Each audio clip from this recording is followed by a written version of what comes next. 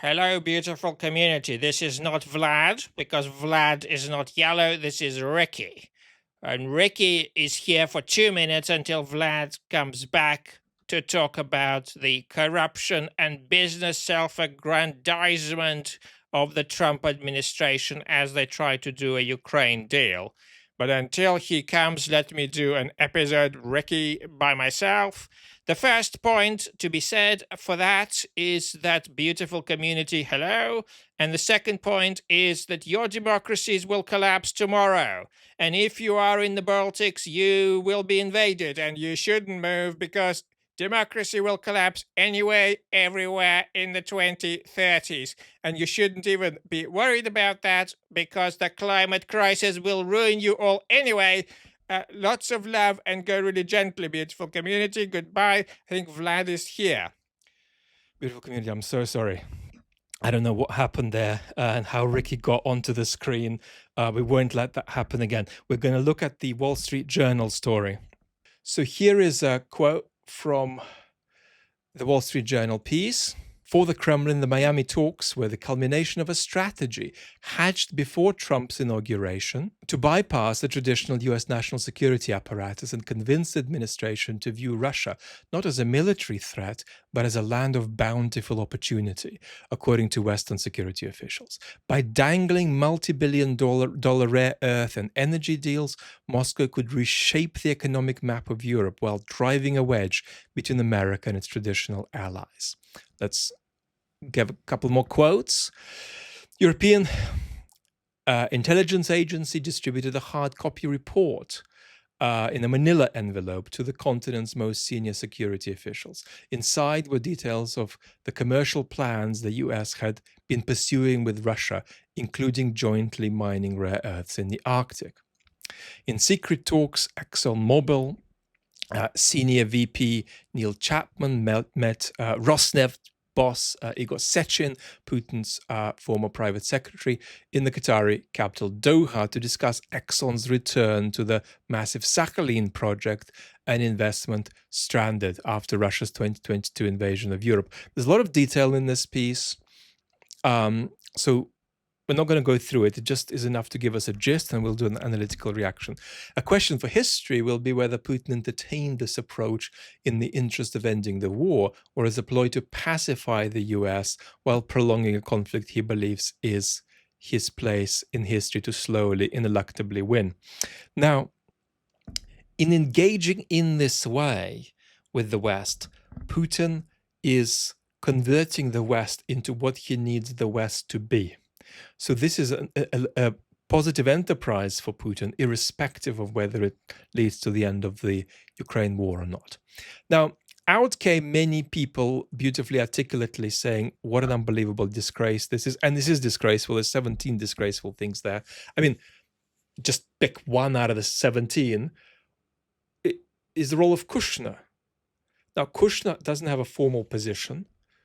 He has a mountain of conflicts of interest, and yet he is involved in this process. So this is an extraordinary sort of arbitrary business play among an elite around Trump that doesn't even have a semblance of geopolitical seriousness about solving the Russia-Ukrainian conflict. I mean, in a certain way, you could argue Marco Rubio is doing it, but Marco Rubio is experiencing that if you are a political entrepreneur and you put self-advancement above thinking about the interests of your country, then you're going to end up in the kind of, handcuffed predicament that Rubio finds himself in.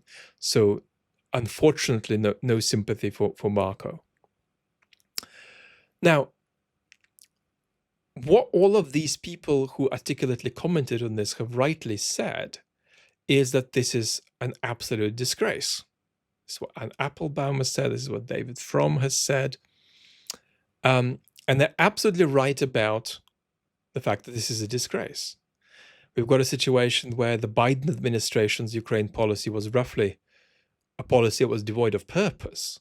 But the Trump administration's policy is to give up on all purpose and simply focus on the commercial benefit of an arbitrary select elite letting go the aspirations of forwarding any kind of geopolitical strategy or forwarding the interests of any nation, not just Ukraine or the European nations, but also the United States. So this is bad. And folks have said, well, let's just look at how, we were free from this kind of calamity in the past, which is right, roughly. And David Fromm says, look, things were good with Reagan. Other people have been saying, well, we didn't have this kind of calamity before. We had Clinton, we had Obama, we had Bush. We didn't have this kind of calamity before. And here I think there's a real problem, because what we are seeing from Trump and his circle is what I call hyper neoliberalism.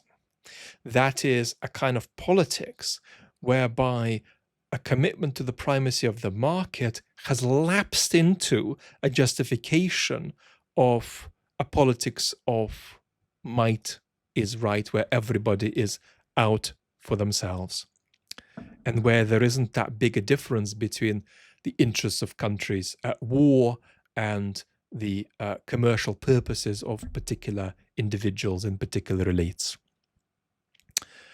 But where has this hyper neoliberalism come from? Didn't it come from neoliberalism, which has a structural risk in it of getting distorted into hyper neoliberalism under particular historical circumstances? It's not an inevitable process, but it's a structured risk. There are a lot of political concepts out there with structured risks.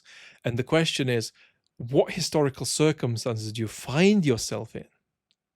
Because if you establish that, then you're going to see which of the structured risks attached to which concepts you've got to worry about.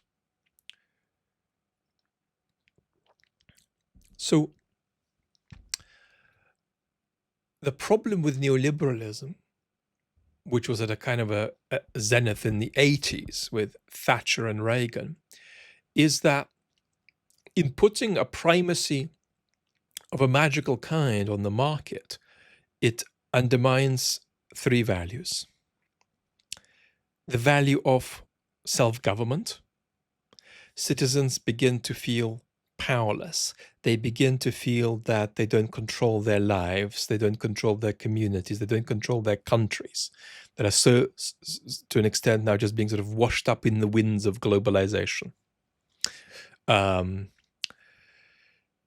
second value it undermines is the value of community. People begin to feel that their narrow bonds or their thick bonds are not of the same quality anymore, that their thinner community bonds are not there anymore. People begin to feel that the social bonds of their society are untethering. And the third value it undermines is security, because it creates a situation where there is a very big gulf between the folks who have a concentration of economic power and folks who are economically excluded, and that generates resentment. And so what I want to say is, no, things weren't good under Reagan.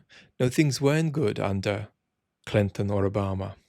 What was happening was that the market fundamentalist fetish of the 1980s was moderated, but not fundamentally challenged by the so-called center-left politics in North America and in most of Europe.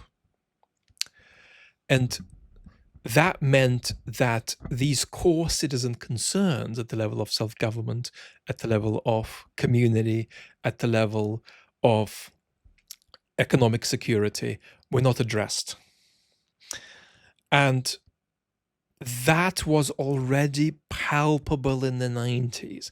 These kinds of citizen discontent were already simmering along then, but they were not very overt, and they weren't put on steroids by algorithms and social media. So how do you square these two thoughts then? the fact that there's a story of social causation there, and the fact that these buggers are behaving in the most disgracefully responsible way. Well, you've got to attribute causation on two levels. The primary level is that the people who are doing the misbehavior are the people responsible for the misbehavior.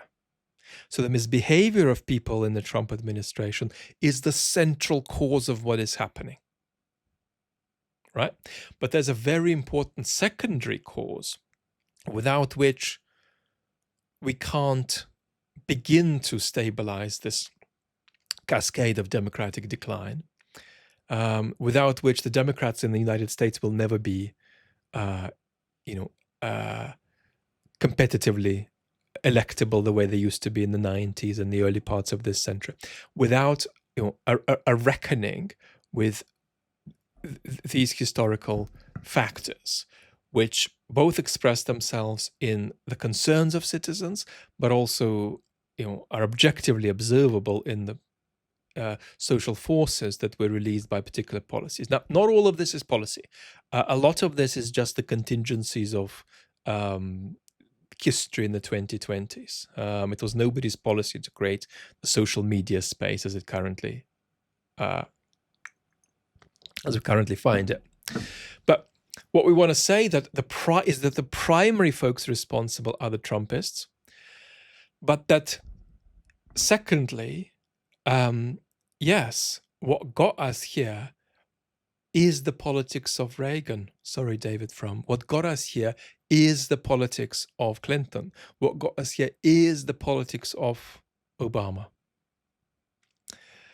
It's important, therefore, to keep two things in mind, which is very, very difficult for us to do, because in this algorithmically corrupted mindset that many of us find ourselves in, we want to say the one thing or the other, but you've got to say both.